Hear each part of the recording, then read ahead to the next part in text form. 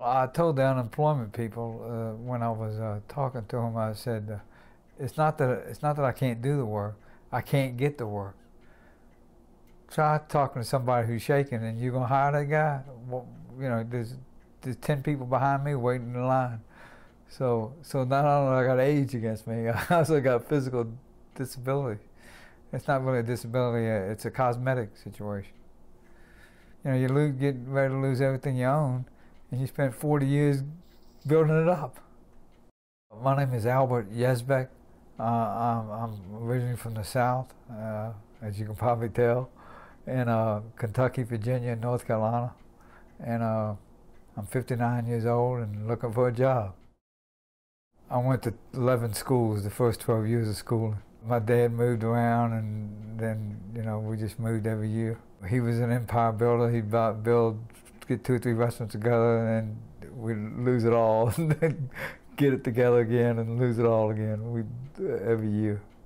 I spent 7 years going to school. I went 4 years at community college and 3 years at Temple University in Philadelphia. Yeah, I've been married before. I could tell you how many times all that, but I can't afford to take myself to a movie, much less a date. When I was an amateur boxer, it was fun. But when you got to the pros, and now all of a sudden now you have to be there at a certain time, you have to run in the morning, you have to be there at night, and it's your job to do so, it's not fun no more. 2.5 years as amateur and the rest of it as a professional. But see, I only fought intermittently, from 1973 to 1980. There's the old saying, if you're not scared when you climb that ring, you're going to lose the fight. You need that adrenaline rush to get going. And I fought out of Joe Frazier's gym in Philly, and I asked Joe one day, why'd you quit? He said, you'll know. And he was right. One day you wake up and you're not scared no more, that's the time you quit. It's a good sport. I like the sport. I think it needs to be regulated by the government, I believe. Tremors come from, I don't know. Some say too many shots to the head causes tremors and nerve damage and all. I'm taking a propionyl hydrochloride as a solution to the problem, but that's not a solution to the problem. It takes care of the symptom. I went to University of Louisville, speed school engineering there, and I got an associate's degree in electrical engineering. It took 5 years. Then I went to Fayetteville, North Carolina, and I spent 10 years there. I do a thing called SCADA. It's the computerized control of some sort of remote device, like opening up and shutting valves and water lines or gas lines, or breakers in big substations that open and shut. It's got control of 1,000 houses, and you can see that on the screen, and you can monitor it, and you can watch it. And so I was the repair guy that kept things going, and I loved that job. But so I moved out here to Las Vegas, working for the company here, the power company. I love Las Vegas. Everybody just down to earth, good old people. This is a service economy, and being a service economy, everybody in service usually is pretty down to earth and pretty easy going. Well, I came right when it's at the peak, when it's getting ready to go back down. You hear it and read it on the newspaper and the news, and you say, well, golly, we're doing great. How come everybody else is doing so bad? And then all of a sudden, and so I only had 4 years seniority there, and in a utility company, 4 years is nothing. We all got our notices about December 18th or something. That the 25th of January is going to be our last day. So I started looking for a job right away. But you can only do it so much, especially in a poor economy, especially when you're 59 years old, Of course, for the unemployment industry, you gotta keep track of what you're doing. Just about 175, 180 job applications I've either applied for or sent a resume to. I do a part-time job working 20 hours a week. Doesn't even pay the mortgage payment. You know, that's coming from a 401k retirement money. I work in the sanitation department. As long as it's 20 hours a week and a little less than $300 a week, and it's better than nothing. And I also collect unemployment, $177 in unemployment. So that ain't a big amount of money either. When you're getting 1/4 of what you need to live on, that's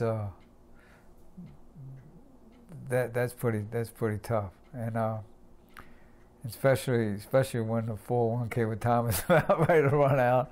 I got 30 days left, and if I don't have a job within about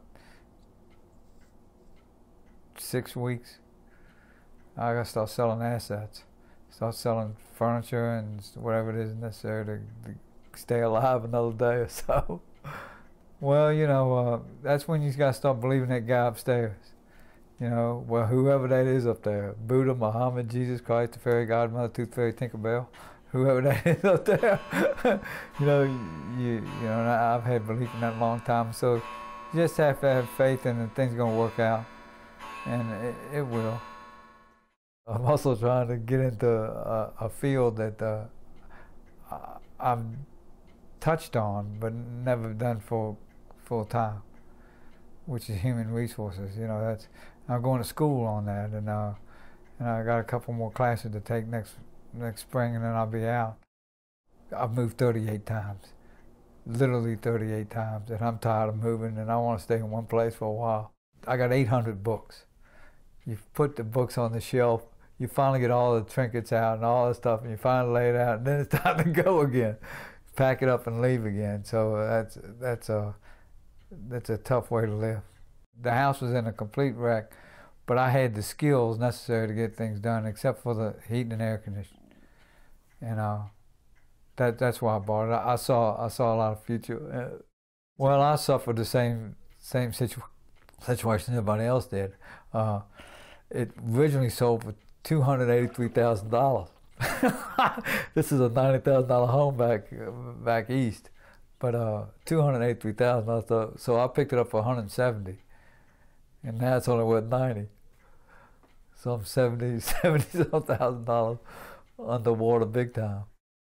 I'm on Cobra right now, but that's going to end next month, and then I got to start paying $457 a month, and I don't get that sick. I think I'm going to choose not to pay that out, because I number one, I can't afford it, and two, what's the probability of me getting sick when I haven't been in the hospital for once in 20-some years? I don't see doctors very often, so I'm gonna bet on it. That's all I can do. My parents grew up during the Depression, and they didn't know nothing but work. They didn't know how to socialize. They just knew how to work. And I'm the same way. I can't just start withdrawing until I'm 70 years old or 75 or whenever the maximum time is, because I got to wait till, I'm getting ready to run out of 401k retirement. That means I'm going to have to stay on. And this house not going to be paid off until I'm 86. So, with little mathematics here, we figure out that I can't retire anytime soon. I don't want to retire anytime soon. I don't have any, to retire, you need to have a passion. You need a passion to love sports or love something. And I don't have a passion other than go to work every day. So and there's a lot of people like me, a lot of guys just like me whose only passion is to work and come home and pay the bills. So that's all I can do.